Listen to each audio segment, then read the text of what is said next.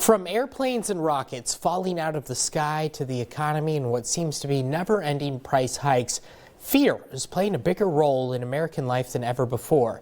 According to recent studies that we've been looking into, News Channel 3's Maria Garcia has new information on what Americans are actually afraid of. Hey Maria, what can you tell us?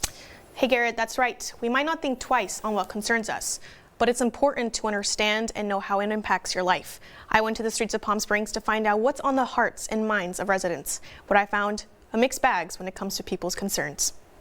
I'm worried about racism more so now than I used to be. Yuette Berry expressing concerns, reflecting on experiences from the COVID-19 pandemic. After COVID, it kind of changed a little bit. I never used to worry being Asian and walking around, but suddenly I started to worry. Others citing concerns about water shortages in their home state, Arizona. I think we're concerned about the lack of rainwater in Arizona and how it affects plants and drinking water and future population.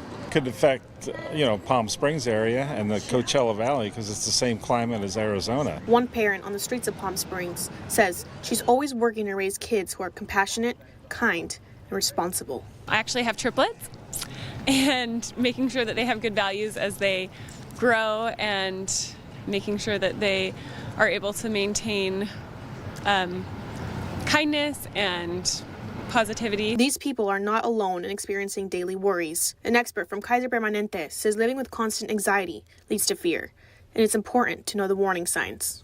The problem is when we cannot go further beyond the concern, but to solving the problem or to tackle the problem. He says living in a state of chronic fear leads to a range of physical and mental health problems. Raises your blood pressure, raises your blood sugar, can give you headaches, sweating, makes you, some people cannot eat. Relaxation techniques is a form of therapy, and it's important to practice it regularly. Exercise, yoga, meditation.